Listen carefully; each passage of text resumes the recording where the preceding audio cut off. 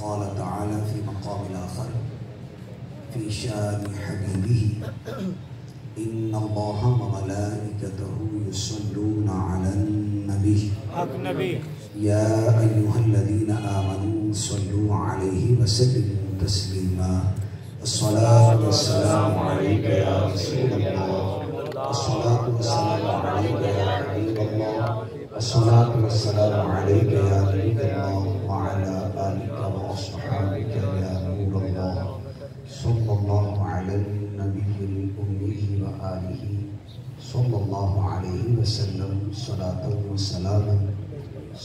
وسلام عليك يا سيدي يا سيدي يا مكي يا مدني يا عربي يا قرشي يا هاشمي يا مطلبي يا رسول اللہ صلی اللہ علیہ وآلہ وسلم۔ میرے نہایت واجب الاحترام بھائیوں،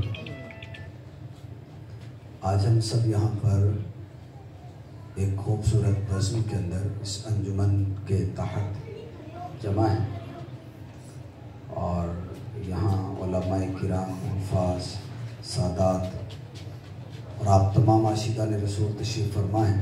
موقع کی مناسبت سے کچھ وقت کے لیے کتاب و سنت کی تعلیمات وہ آپ تک پڑھانا مقصود ہے۔ ابتداً حدیث شریف ایک درود پاک کی اہمیت کے اوپر سنن ترمذی کے اندر حدیث ہے، پیارے آقا صلی اللہ علیہ وسلم مسجد نبوی علی صاحبہ الصلاۃ والسلام میں تشریف فرما ہے۔ اپنی پیاری مسجد میں ایک صحابی آئے جن کا ٹائٹل ہے افقہ الصحابہ۔ صحابہ میں بہت بڑے فقیہ صحابی ہیں، فقاہت والے، دین کی بڑی سمجھ رکھنے والے، اولو النہا میں سے آپ ہیں، عقل مند صحابہ میں سے ایک آپ۔ پیارے آقا صلی اللہ علیہ وسلم جب جماعت کرواتے تو پیچھے پہلی صف میں قریب ترین صحابہ میں سے ایک آپ ہیں۔ اس ذات کا نام ہے حضرت سیدنا عبداللہ ابن مسعود رضی اللہ تعالیٰ عنہ۔ پیارے آقا علیہ السلام تشریف فرما ہیں۔ عبداللہ ابن مسعود رضی اللہ عنہ باہر سے آئے مسجد نبوی شریف میں، آپ نے نفل نماز پڑھی۔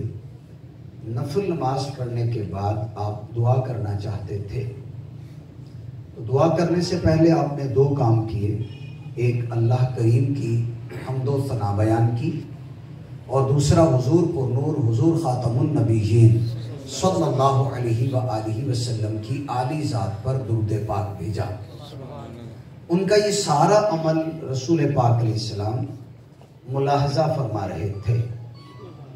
جب آپ نے دیکھا کہ یہ دعا کرنا چاہتے ہیں اور اس سے پہلے انہوں نے دو کام کیے، اللہ پاک کی حمد بیان کی، رب کی شان بیان کی، رب کی تعریف کی، اور محبوب علیہ السلام پر درود و سلام بھیجا ہے۔ پیارے آقا صلی اللہ علیہ وسلم دو مرتبہ 2 times ارشاد فرمایا سل تو عطا، سل تو عطا، تو مانگ تجھے دیا جائے گا، سوال کر عطا کیا جائے گا۔ اس کا مطلب یہ ہوا کہ اگر میں اور آپ قبولیت دعا کی خواہش رکھتے ہیں، اور ہونی بھی چاہیے، تو اس کا ایک ادب، ایک وظیفہ اس حدیث میں پیارے آقا صلی اللہ علیہ وسلم نے بیان کر دیا۔ اور یاد رکھیے گا، سل یہ امر ہے اور آگے جواب امر ہے، مانگو دیا جائے گا۔ یہ گارنٹی کون کر رہے ہیں؟ نبی پاک صلی اللہ علیہ وسلم۔ آقا جس بات کی ضمانت دے دے وہ ہو کے رہتی، وہ ہو کے رہتا ہے کام۔ فرمایا مانگو دیا جائے گا، عطا ہوگا۔ کب؟ اب یہ آپ کام کر چکے، حمد و ثنا محبوب علیہ السلام پر درود بھی بھیج چکے، اب آپ مانگیے، دیا جائے گا۔ یہ ایک وظیفہ بھی ہے، ادب بھی ہے دعا کا، کہ جس رب سے مانگنا ہے پہلے رب کی شان تو بتا لیں، شان تو بیان کریں، تعریف تو کریں، اچھے کلمات تو بولیں، حمد باری تعالیٰ تو بجا لائیں۔ ادب ہے جس رب سے مانگنا ہے اس رب کے محبوب علیہ السلام پر درود و سلام تو بھیج لیں۔ جس رب سے دعا مانگنی ہے توبہ تو کر لیں، استغفار تو کر لیں، ورنہ گناہوں سے لتھڑا پڑا کس منہ سے اللہ کی بارگاہ میں اپنی دین کی اور دنیا کے اندر بڑی چیزیں مانگ رہا ہے، صحت مانگ رہا ہے، فلاں شے، یہ چیز مل جائے، یہ مل جائے، یہ مل، کس منہ سے مانگ رہا ہے؟ گناہوں سے تو لتھڑا پڑا ہے، پہلے توبہ کر لے۔ تو یہ دیگر روایات کے اندر بھی یہ سارے مضامین ہمیں ملتے ہیں۔ استغفروا ربکم، قرآن کہتا ہے اپنے رب کی بارگاہ میں توبہ کرو، مغفرت طلب کرو۔ یہ جب کوئی مغفرت طلب کرے گا تو پھر کیسا کیسا کرم اللہ پاک کی طرف سے ہوگا۔ رب تمہیں موسلادھار بارشیں بھی دے گا، بیٹوں کے ذریعے، مالوں کے ذریعے تمہاری مدد بھی کرے گا۔ اللہ کریم تمہیں نہریں بھی عطا کرے گا، تمہیں باغات بھی عطا کرے گا، پر کنڈیشن یہ ہے شروع کے اندر تم اللہ کی بارگاہ میں توبہ کرو، استغفار کرو، بخشش مانگو اللہ پاک سے۔ دعا ہے اللہ کریم جل جلالہ کی بارگاہ میں حضور پر نور صلی اللہ علیہ وسلم پر کثرت سے درود شریف بھی پڑھنے کی توفیق عطا فرمائے۔ محمد علیہ السلام جو شریعت لے کر آئے اس کے مطابق اپنے شب و روز گزارنے کی توفیق نصیب فرمائے۔ صحیح مسلم شریف کی ایک حدیث ہے۔ دیکھیے عام طور پہ ہماری زندگی کے دو طرح کی حالتیں ہوتی ہیں، یا خوشی کی ہے یا غم کی۔ عام طور پہ یہی حالت ہوتی ہے۔ عام بندہ خوش ہوتا ہے، کوئی نعمت ملتی ہے، اور دوسرا حصہ زندگی کا بعض اوقات مشکل ہے، دکھ کی گھڑی ہے، آزمائش ہے، ابتلا ہے، کوئی بیمار ہے، کوئی قرض کے بوجھ تلے ہے۔ سملرلی بہت سی ایسی معاملات ہیں جس میں آدمی تکلیف میں آتا ہے، خوشی والی کیفیت اور غمی والی کیفیت، ان دو کیفیات کے ساتھ ہمارا واسطہ ہوتا ہے۔ اب ان دونوں کیفیات کو بطور مسلمان ہم کیسے گزاریں، اس حدیث میں پیارے آقا صلی اللہ علیہ وسلم نے سکھایا۔ اور ہم کتنے خوش قسمت ہیں، اس بات پر جتنا رب کا شکر ادا کرے کم ہے کہ ہم مسلمان، بن مانگے مسلمان۔ مانگا نہیں، ہم میں سے کوئی ایک بھی ایسا نہیں ہے جس نے طلب کیا ہو اسلام کو، حضرت سلمان فارسی رضی اللہ عنہ کی طرح۔ باپ مجوسی تھا، جاگیردار تھا، لینڈ لارڈ تھا، لیکن دل میں بات اٹھی کہ باپ جس مذہب پر ہے وہ حق نہیں ہے، یہ آپ کو پوچھتا ہے، یہ حق نہیں ہے۔ حق کی تلاش میں لمبا ٹریول کیا آپ نے، بالآخر مکہ مکرمہ تک پہنچے۔ جو نشانیاں آپ کو بتائی گئی نبی پاک علیہ السلام کی، نبی برحق کی، وہ آپ نے ساری دیکھی اور فائنلی کلمہ پڑھا، مسلمان ہوئے۔ تو ان جیسی کیفیت تو ہم میں سے کسی کی نہیں کہ طلب کیا ہو، اسلام کو مانگا ہو، مانگ کر بن مانگے ملا ہے۔ اور یہ امت وہ نبی پاک علیہ السلام کی کنتم خیر امہ، قرآن کہتا ہے تم بہترین امت ہو۔ تو بطور مسلمان خوشی کو سیلیبریٹ کیسے کرنا ہے، اور اللہ نہ کرے غم کی کیفیت آ گئی تو اس کے ساتھ وہ کیسے ہم گزاریں گے وہ لمحات۔ اس حدیث میں پوری زندگی گزارنے کا ہمیں رسول پاک علیہ السلام نے اصول دیا ہے۔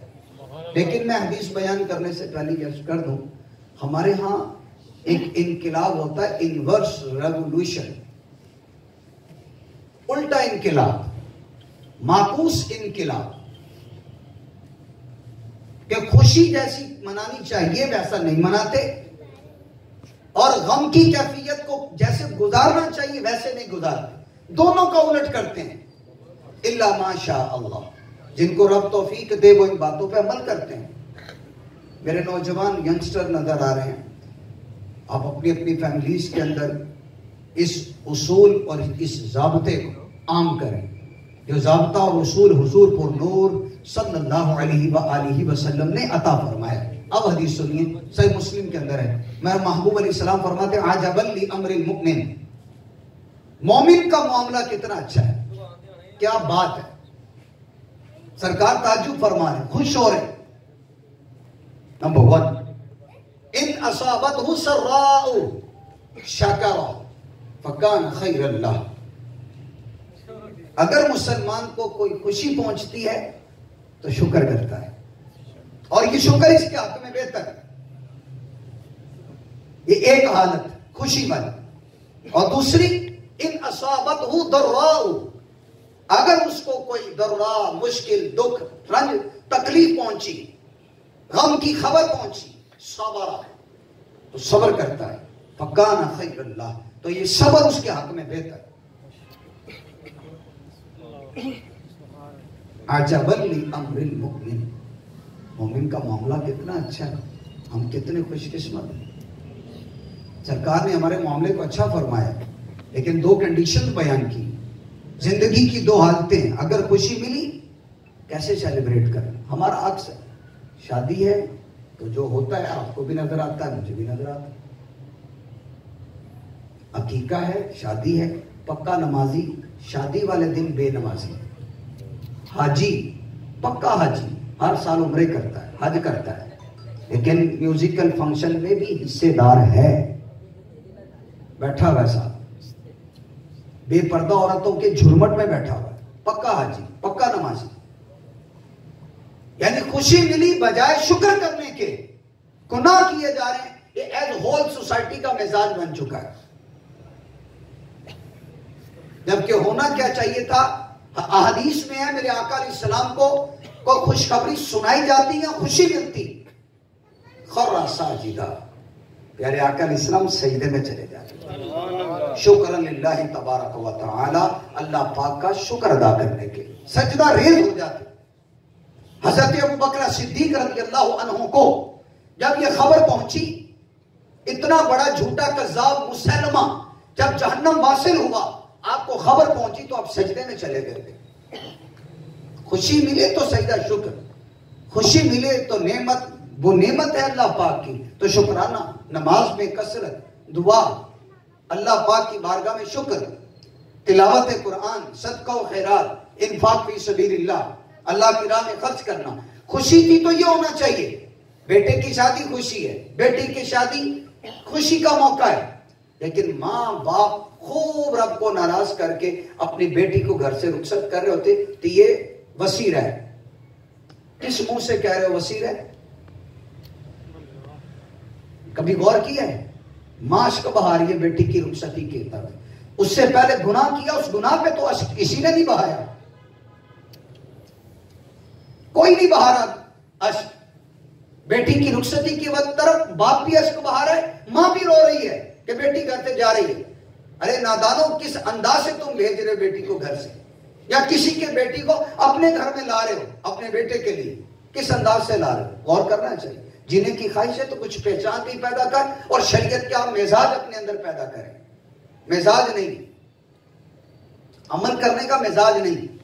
میں آپ کو سپریم لیول کی باتیں کر رہا ہوں، پکے حاجی پکے نمازی شادیوں کے اندر بے نمازی ہیں، اور شریعت کی دھجیاں وہ بھی بکھیرتے ہیں، اڑا دیتے ہیں شریعت کی دھجیاں، نہیں رکتے۔ حکیم الامت مفتی احمد یار خان نعیمی رحمت اللہ علیہ نے ایسے حاجیوں ایسے نمازیوں کی کنڈیشن بیان کی ہے، فرمایا ان کا بس نہیں چلتا، یہ بھی ٹانگیں ہلائیں، ان کا بس نہیں چلتا، اندر سے پھٹ رہی ہیں خوشیاں، گناہ والی خوشی اس حاجی کے جو چہرے پر بارش بھی ہے، بعض کا ٹوپی بھی ہے، امامہ بھی باندھا ہے، پر اندر خوشیاں پھوٹ رہی ہیں، وہ گناہ والی خوشی۔ جائز خوشی ہوتی تو نبی پاک علیہ السلام کی سنت پہ عمل کرتا، سجدہ شکر کرتا ہے، اللہ تو نے مجھے بیٹے کی شادی کی نعمت عطا کی، میں تیرے حضور سجدہ شکر ادا کروں، میرے گھر سے بیٹی جا رہی ہے اللہ، میں تیرے حضور گناہوں سے معافی طلب کرتا ہوں، کرتی ہوں، ماں باپ دونوں، کہ بیٹی اپنے گھر کے اندر جا کے بسے، اس کا گھر خوشیوں کا گہوارہ بن جائے۔ لیکن ہمارے ہاں انورس ریولوشن ہے، ایک معکوس انقلاب ہے۔ یہ بات بتا دوں، یہ باتیں اچھی نہیں لگ رہی ہوتی، اچھی نہیں لگ رہی ہوتی۔ لوگ کہتے ہیں یہ کنزرویٹو ان مائنڈ لوگ ہیں، پرانے زمانے کے لوگ ہیں، یہ آج کے دور کی باتیں کرتے ہیں، لیٹسٹ دور ہے، ماڈرن ایرا ہے، ماڈرن ایرا کے اندر ایسی باتیں نہ کرو آپ۔ ہم جو تو پھر آپ، میں تو کہتا ہوں بیٹی کی رخصتی پہ اشک نکلے، خدا کی نافرمانی پہ اشک نہیں نکلے، نہیں روئے۔ پیچھے ابھی تھوڑی دیر پہلے ڈھول ڈمکا کیا، میوزیکل انسٹرومنٹ ہوئے، بے پردہ لڑکیوں لڑکوں کا ناچ گانے کا رقص اور ڈانس اور میوزیکل فنکشن ہوا ہے، چاہے وہ بارات ہو چاہے ولیمہ ہو، گناہوں سے بھرپور۔ شرعی مسئلہ عرض کر دیتا ہوں، اگر پتہ ہو کہ وہاں گناہ ہوگا تو جانا ہی جائز نہیں ہے، پتہ ہے گناہ ہوگا، جانا ہی جائز نہیں۔ خالی اپنے دل میں برا منا کے نہ بیٹھو کہ جی حدیث میں آیا صحیح مسلم میں گناہ کو ہاتھ سے نہیں روک سکتے تو دل میں برا جانا، دل میں برا جانا وہاں کیا کر رہے ہو آپ؟ وہاں سے موو کرو، قریب ترین شادی کیوں نہ ہو، قریب ترین اصول اور معیار زندگی کا بنا لیں، وہ شریعت، وہ خوشی ہمیں اچھی لگے گی جو اکارڈنگ ٹو شریعہ ہے، قرآن و سنت کے مطابق ہے، اور جو قرآن و سنت سے ٹکراتی ہے ایسی خوشی کے اندر میں نے سیلیبریشن نہیں کرنی۔ حق المسلم علی المسلم خمس، مسلمان کے مسلمان پر 5 حق ہیں، باقی بالکل ٹھیک ہے۔ اجابت الدعوہ، کسی نے دعوت دی، قبول کرنا، جانا سنت ہے، بلکہ سنت موقدہ ہے، لیکن کون سی دعوت؟ گناہ والی، جی فلاں ناراض ہو جائے گا، میں اگر وہ گناہوں بھری محفل میں گناہوں بھری دعوت پہ نہ گیا تو رشتہ دار ناراض ہو جائے گا۔ اے نادان، تو اس کو راضی کرنے کے چکر میں رب کو ناراض کر رہا ہے۔ اور حدیث سے طیبات کے اندر یہ مضامین ہیں کہ خالق کی نافرمانی میں کسی مخلوق کی فرما برداری جائز نہیں ہے۔ مخلوق چاہے وہ ماں ہو، چاہے باپ ہو، سگا بھائی ہو، بہن ہو، پھوپھی ہو، خالہ ہو، یہ سارے ہم سے گناہ کروا رہے ہیں۔ یہ قیامت والے دن کسی کام نہیں آئیں گے، یہ گناہ کروا رہے ہیں ہم سے، یہ کام نہیں آنے والے۔ کام شریعت کی تابع داری آئے گی، اللہ اور اللہ کے رسول کی بات ماننا کام آئے گی۔ یہ میں باتیں کر رہا ہوں، بڑی مشکل ہے، اس کے it's a very typical task, اپنی زندگی پر نافذ کرنا بڑا اوکھا کام ہے، لیکن مرد وہی ہوتا ہے جو زمانے کو پیچھے چلاتا ہے، زمانے کے پیچھے نہیں چلتا۔ اسی طرح سملرلی حقیقہ ہو اور بہت سی ایکٹیویٹیز ہیں گناہوں بھری معاملات سامنے نہیں، چین بنائیں، وہ فنکشن شادی ضرور سیلیبریٹ کریں گے۔ اسلام ہمیں کوئی یوں تھوڑی کہتا کہ خوشی آئی ہے تو تم اپنے ماتھے کے اوپر پیشانی پر بل لے آؤ، خوشی سیلیبریٹ ہی نہیں کرنی، ایسا تھوڑی ہے۔ خوشی تو دل کی ہے، خوشی تو دل کی ہے۔ کسی کو محفل نعت کر کے اپنی شادی کے اندر خوشی مل رہی ہے، کسی کو میلاد شریف کر کے خوشی مل رہی ہے، کسی کو صدقہ و خیرات کر کے خوشی مل رہی ہے، کسی کو مہمانوں کو اچھا کھانا کھلا کے خوشی مل رہی ہے، اطعام طعام کر کے خوشی مل رہی ہے، صلہ رحمی کر کے خوشی مل رہی ہے۔ تو خوشی چاہیے نا، خوشی وہی ہوگی جو شریعت کے مطابق، جو شریعت کے خلاف ہے وہ خوشی خوشی ہے نہیں۔ اور غمی، جہاں تعلیم تھی ان اصابتہ ضراء صبر، لیکن یہاں بے صبری، مشکل آ جائے، دکھ آ جائے، پریشانی آ جائے، آج دیہڑی نہیں لگی تو یہ پٹی پہ لکھا ہوا ہے آج میری دیہڑی نہیں لگی، یہ صبر نہیں ہے، بے صبری۔ جو ارریلیونٹ لوگوں کو بھی ہم بتا رہے ہوتے یار کاروباری نہیں، بھئی اس کو بتانے کا کیا فائدہ، آج کاروباری نہیں، باپ بھی شکوے کر رہے، ماں بھی شکوے کر رہی، بیٹا بھی شکوا، بیٹی بھی شکوے کر رہے، سارا پوری فیملی شکوے کر، تو گھر میں سکون کیسے آئے گا؟ لَإِن شَكَرْتُمْ لَأَزِيدَنَّكُمْ، رب فرماتا ہے شکر ادا کرو گے تو میں اضافہ کر دوں گا، بڑھا دوں گا۔ ان دونوں چیزوں پہ ایز سوسائٹی عمل نہیں ہے، لیکن یہاں درس کرنے کا مقصد یہ ہے کہ ہم عمل کریں گے، اللہ پاک ہمیں خوشیاں عطا فرمائے تو خوشیوں کو شریعت کے مطابق سیلیبریٹ کریں۔ اللہ نہ کرے دکھ کی گھڑی آ جائے، صبر کرے، رب کی بارگاہ میں دعا کرے، استغفار کرے، رب کی حمد بیان کرے، محبوب علیہ السلام پر درود و سلام پڑھیں اور دعا کی کثرت کر دیں۔ ادعوا اللہ وانتم موقنون بالاجابہ، جب اللہ سے دعا کرو تو اس یقین کے ساتھ کرو کہ اللہ پاک تمہاری دعا کو قبول کرے گا۔ یہ تدبیریں کریں، پھر دیکھیے گا وہ مشکلیں ٹل جاتی ہیں۔ ابھی تک کی 2 باتیں میں نے بتائی، پہلی ترمذی کی حدیث درود و سلام اور حمد باری تعالیٰ کی اہمیت کے اوپر، اور دوسری یہ حدیث صحیح مسلم کی زندگی پوری گزارنے کا یہ اصول بیان کیا ہے۔ رب کو راضی کر لیں، معاشرہ انشاءاللہ آپ کے پیچھے پیچھے چلے گا۔ آج نہیں مان رہا نا معاشرہ، مہینہ لگے گا آپ کو، سال لگ جائے گا، 2-4 سال لگ جائیں گے۔ وہ جو سارے آپ کے مخالف تھے آپ کے شریعت پہ عمل کرنے کی وجہ سے انشاءاللہ الکریم ان کے دلوں میں بھی آپ کی محبت پیدا ہو جائے گی۔ تھوڑا سا سٹیپ لینا ہوتا ہے، کریجیس بنیے، باحوصلہ بنیے۔ شریعت پہ عمل کرنا آسان تھوڑی ہے اس زمانے میں، لوگ باتیں کرتے ہیں، جینے نہیں دیتے، معاشرہ جینے نہیں دیتا، رشتہ دار بائیکاٹ کریں گے آپ کے ساتھ۔ جب آپ شریعت پہ عمل کر رہے ہیں، آپ بائیکاٹ نہیں کر رہے، آپ شریعت پہ عمل کر رہے ہیں، اس کو شریعت پہ عمل کرنا پسند نہیں آ رہا تو کوئی بات نہیں، صبر سے کام لیں۔ میرے آقا علیہ السلام فرماتے ہیں راہ دین میں جتنا میں ستایا گیا ہوں کوئی نہیں ستایا گیا۔ تو آقا علیہ السلام کی ان قربانیوں کو ہم دیکھیں، اگر شریعت پہ عمل کرنا ہے، ٹھان لیں شریعت پہ عمل کرنا ہے تو آپ کو ریزسٹنس کا سامنا کرنا پڑے گا، بادے سمت مخالف سے ہوا آئے گی، لیکن کوئی بات نہیں، حوصلہ بلند رکھیں، اللہ اور اللہ کے رسول کی رحمت پر نظر رکھیں، محبوب علیہ السلام کی نظر عنایت پہ نظر رکھیے، انشاءاللہ الکریم یہ مشکل کی گھڑی ٹل جائے گی ہماری۔ تیسری بات آج کے بیان کے لیے، اس کے بعد چوتھی کہہ کے گفتگو ختم کر رہا ہوں۔ تیسری بات کیا ہے؟ صحیح بخاری شریف کی حدیث ہے. اس تیسری میں کچھ مزید بیچ میں ٹاپکس ہوں گے. پیارے آقا علیہ الصلوۃ والسلام فرماتے ہیں سماعتن یظلھم اللہ فی ظلہ یوم لا ظل الا ظلہ. روز حشر عرش الہی کے سائے کے سوا کوئی سایہ نہیں ہوگا. 7 خوش قسمت ایسے ہیں جن کو عرش الہی کا سایہ ملے گا. یہاں ایک ینگسٹرز کی تعداد مجھے نظر آ رہی ہے. فرمایا شاب نشأ فی عبادت ربہ. وہ نوجوان، وہ جوان جو رب کی عبادت کرتے کرتے جوان ہوا ہے، اس کو بھی عرش الہی کا سایہ ملے گا. یہاں کچھ نوجوان گروئنگ ایج کے اندر ہے، ان کی عمر بڑھ رہی ہے. ٹین ایجر ہوں گے 15 16 17 سال کے، 19 سال کے. یہ بڑھ رہے ہیں. آپ ایسے نہ بڑے ہوں، ایسے نہ بڑھتے چلے جائیں. آپ کی عمر ایسے سے 15 16 17 سے 20 25 سے 30 بلا ایسے نہ ہو جائے کہ رب کی یاد سے آپ غافل ہو کے 15 سال سے 25 سال تک پہنچ کے 10 سال کا عرصہ غفلت میں گزر گئے. ایسا نہ. نماز خالی، روزہ خالی، زکوٰۃ سے خالی اگر واجب ہے، نماز قرآن کریم کی تلاوت نہیں ہے، ذکر الہی نہیں ہے، درود سے خالی. ایسی کیا جوانی چڑھ رہے ہیں. اگر جوانی اس انداز سے کوئی چڑھے کہ رب کی عبادت کرتے کرتے جوان ہوا ہے، اللہ پاک اپنے عرش کا سایہ عطا کرے. شان یہ ہونی چاہیے ہمارا بچہ بھی نابالغ ہو. یہ ماں باپ سب کے لیے ایڈریس کر رہا ہوں.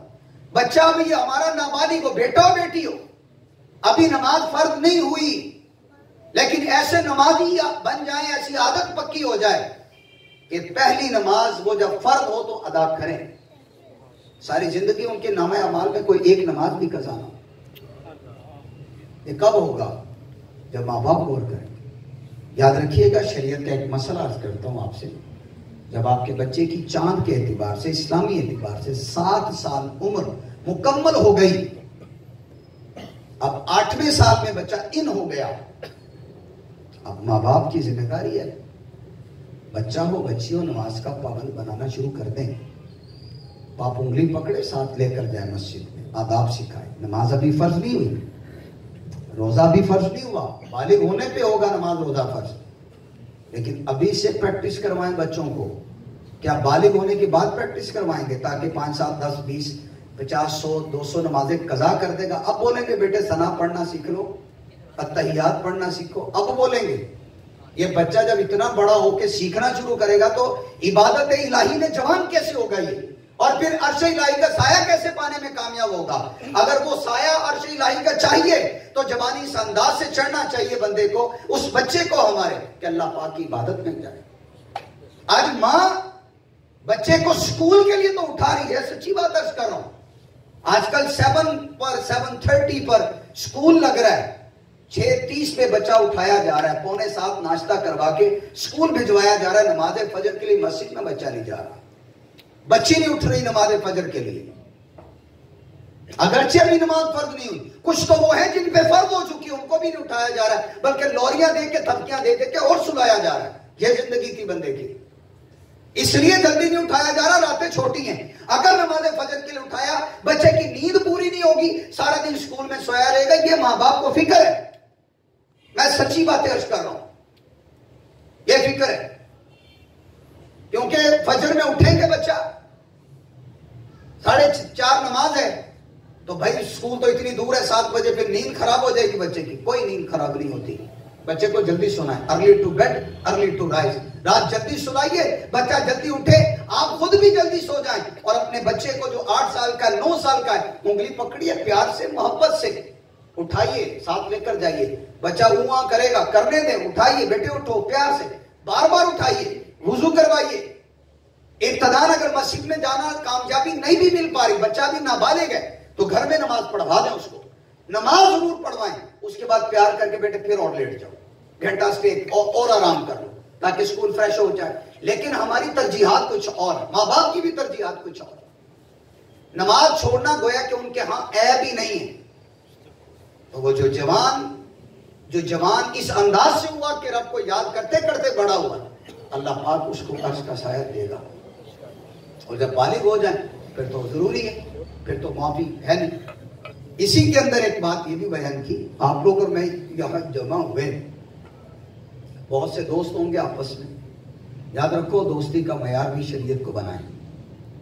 فرمایا رجلان تحابا فی اللہ اجتمعا علیہ وتفرقا علیہ, وہ دو بندے جو آپس میں اللہ کے لیے محبت کرتے ہیں, ایک جگہ پہ جمع ہوئے تو اللہ پاک کے لیے, وہ نشست برخاست ہوئی تو اللہ پاک کے لیے, جمع بھی ہوئے رب کے لیے, رب کی محبت میں, اور جدا بھی ہوئے رب کی محبت میں. اللہ پاک ایسے دو شخصوں کو کل محشر کے دن اپنے عرش کا سایہ عطا فرمائے. دوستی کا معیار بہرحال ایز ہول آج سوسائٹی میں کچھ اور ہی ہے. معلل بالاغراض, ہمارے افعال معلل بالاغراض ہے, کوئی نہ کوئی غرض ہوتی ہے. الا ماشاء اللہ, اللہ کرے خالص آ جائے. جب خالص محبت آ جائے گی تو پھر یہ دوستی بھی ہماری عبادت بن جائے گی, نیکی بن جائے گی. اللہ کے لیے کر رہے ہیں, محبت الہی کے لیے کر رہے ہیں, اللہ پاک کے لیے کر رہے ہیں. اسی لیے رشتوں کو بھی خالص بنائیے, رشتوں میں اخلاص آنا چاہیے. اسی طرح اسی حدیث بخاری میں کبھی جو میسیج دیا گیا وہ یہ ہے, کبھی یوں اٹھیں, یہ ایک انجمن لگی ہوئی ہے, یہ ایک انجمن ہے. انجمن کہتے ہیں محفل کو, لوگوں کا کراؤڈ ہے, گیدرنگ ہے. اس انجمن کا اپنا مزہ ہے, لیکن ایک انجمن وہ بھی ہے, آپ اٹھیں اکیلے, تنہائی کا ٹائم, رب کی یاد ہو اور آپ ہو, بس بس دل میں ہو یاد تیری, گوشائے تنہائی, پھر تو خلوت میں عجب انجمن آرائی. پیارے آقا علیہ السلام فرماتے ہیں رجل ذکر اللہ خالیہ ففاضت عیناہ, وہ بندہ جو اکیلا بیٹھا ہے تنہائی میں, اللہ پاک کو یاد کر رہا ہے اور اس کی آنکھوں سے اشک نکل رہے ہیں, اللہ پاک ایسے بندے کو بھی عرش کا سایہ عطا فرمائے گا. آنکھوں سے آنسو آ رہے ہیں, کس وجہ سے؟ رب کی محبت, رب کے خوف سے. فرمایا اسی حدیث میں رجل قلبہ معلق فی المساجد, وہ بندہ جس کا دل مسجد میں لگا رہتا ہے, اللہ پاک اس کو بھی عرش کا سایہ عطا فرمائے گا. مسجدوں سے دوستی کرے, مسجدوں کو ویران نہ کریں. آج اگر کسی نے مسجد کی ویرانی دیکھنی ہو نا تو فجر میں جا کے دیکھ لیں. آپ ویرانی دیکھنے نہ جائیں, مسجد آباد کرنے جائیں, لیکن وہ ایک صف, 1.5 صف, 2 صف, آدھی صف, چیک کر لیں, لاکھوں کی آبادی, نماز فجر 1.5. اور ویکینڈ کے اوپر, ویکینڈ کے بعد کی فجر میں پکا نمازی بھی فجر نہیں پڑھتا. ہفتے کو ویکینڈ کہتے ہیں, ہفتے کے بعد اتوار کی فجر پکا نمازی بھی فجر کا بے نمازی. اور انجوائے کی رات ہے نا, ہفتے کو لیٹ نائٹ ایزی سوئیں گے, صبح فجر قضا, پکا نمازی. اللہ کے بندے جو ایک نماز بھی چھوڑ دے وہ نمازی نہیں ہے, بے نمازی ہے. نمازوں کی فکر ہونی چاہیے. قرآن کریم میں سینکڑوں مقامات میں نماز کا حکم ہے, لیکن 7 مقامات ایسے ہیں جہاں حفاظت نماز کا حکم ہے, حفاظت نماز کا درس دیا گیا. اس لیے اپنا دل مسجدوں کے ساتھ لگائیے, مسجدوں کو آباد کیجیے. آخری بات, چوتھی اور آخری بات, وہ کیا ہے؟ چوتھی اور آخری بات یہ ہے کہ اپنے اندر تقوی اور پرہیزگاری لائیے. تقوی, جن کاموں کے کرنے کا حکم دیا وہ کریں, جن سے رکنے کا حکم ہوا وہ چھوڑ دیں, یہ تقوی ہے. اچھا, ایک بندہ نمازیں بہت پڑھتا ہے, روزے بھی رکھتا ہے, حج بھی کرتا ہے, زکاتیں بھی دیتا ہے, صدقہ و خیرات بھی کرتا ہے, انفاق فی سبیل اللہ, ویلفیئر کے کام بھی کرتا ہے, بہت کام کرتا ہے, لیکن اس کے عقیدے میں خرابی ہے. اور لاکھ تہجد گزار وہ کبھی متقی نہیں ہو سکتا. متقی تو دور کی بات ہے, اگر وہ صحابہ کرام کے بارے میں کمزور باتیں کرتا ہے, اہل بیت طاہر کے بارے میں وہ باتیں کرتا ہے جو ان کی شان کے لائق نہیں, تقویٰ تو بڑی دور کی بات ہے. وہ گناہگار بندہ ہے, وہ بدعتی ہے, اہل سنت سے باہر ہے. یاد رکھو, اسلامی عقیدہ یہ ہے تمام کے تمام صحابہ کرام عادل ہیں, نیک ہیں, پرہیزگار ہیں. جمیع صحابہ میں سے کوئی ایک بھی صحابی گناہگار نہیں. اللہ کریم نے ان سے جنت کا وعدہ کر دیا, رب ان سے راضی ہو گیا. اب جن سے رب نے جنت کا وعدہ کر دیا رب راضی ہو گیا, آج کا نادان کہتا ہے میں تحقیق کرنی ہے.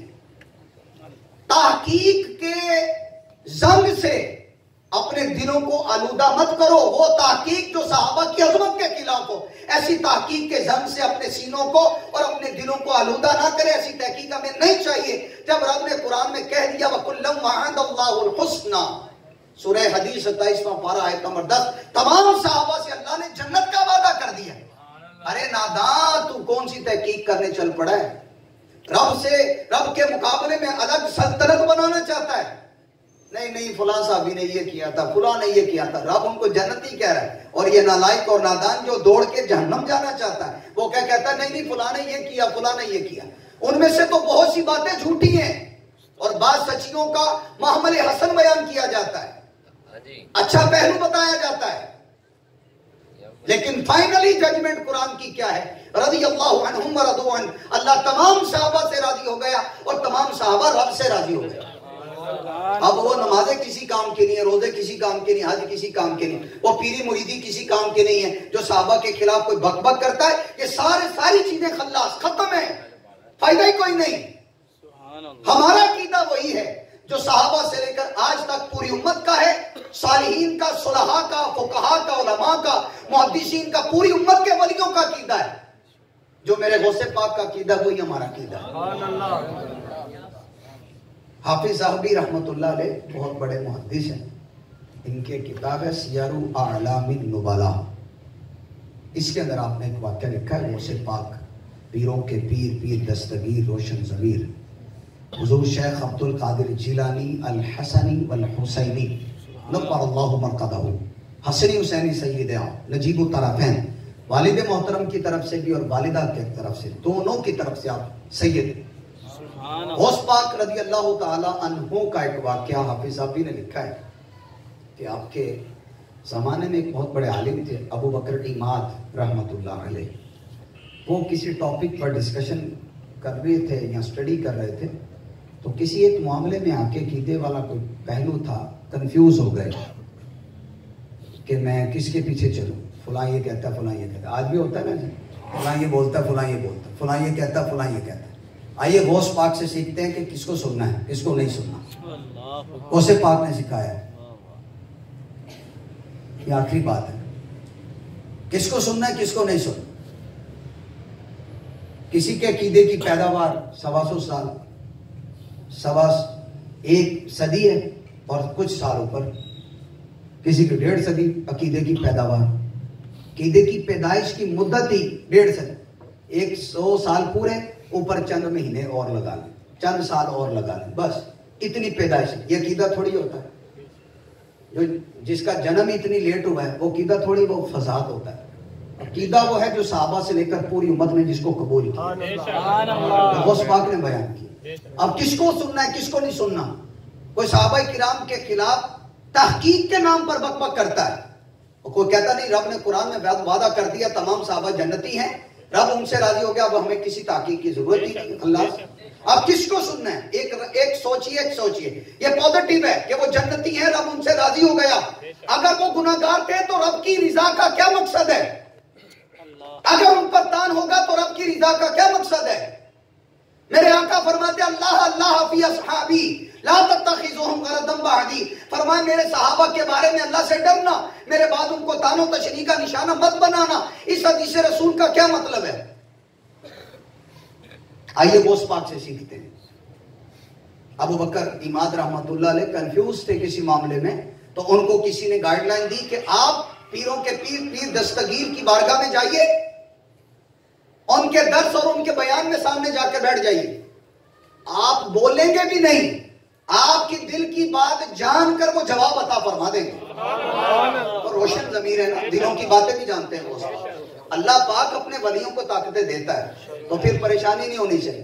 جس کو جو فضل ملا ہے وہ رب کی عطا سے ہے، رب کے چاہے سے ہے. رب کے چاہے بغیر کسی کو کوئی فضل ہو نہیں سکتا. رب کے چاہنے سے بہت کچھ ہو سکتا ہے. وہ آ کر بیٹھ گئے، جب محفل لگی ہوئی تھی، غوث پاک بیان فرما رہے تھے، ابو بکر عماد رحمت اللہ علیہ سامنے آ کر بیٹھ گئے. تو غوث پاک بیان کرتے کرتے تو آپ نے اپنے اسی لے کے اندر ارشاد فرمایا اعتقادنا اعتقاد السلف الصالح والصحابہ، بیان کر رہے تھے، فرمایا ہمارا عقیدہ وہی ہے جو سلف صالحین پوری امت کے ولی اور صحابہ کا عقیدہ ہے۔ غوث پاک نے یہ حال دے دیا تھا۔ اب وہ بیٹھے ہوئے تو ان کے دل میں بات آئی کہ یہ تو ویسے کو بیان کر رہے ہیں، تو میری رہنمائی نہیں ہو رہی، یہ تو کو بیان کر رہے ہیں۔ تو میرے غوث اعظم شیخ عبد القادر جیلانی رحمۃ اللہ علیہ نے ان کی دل کی یہ بات بھی جان لی کہ ان کے دل میں یہ آیا کہ میں نے ان کے سوال کا جواب نہیں دیا۔ میرے غوث پاک نے ان کی طرف دیکھ کر فرمایا، حالانکہ اس سے پہلے غوث پاک سے ان کی کبھی ملاقات نہیں ہوئی تھی، دیکھ کر فرمایا اعتقادنا اعتقاد السلف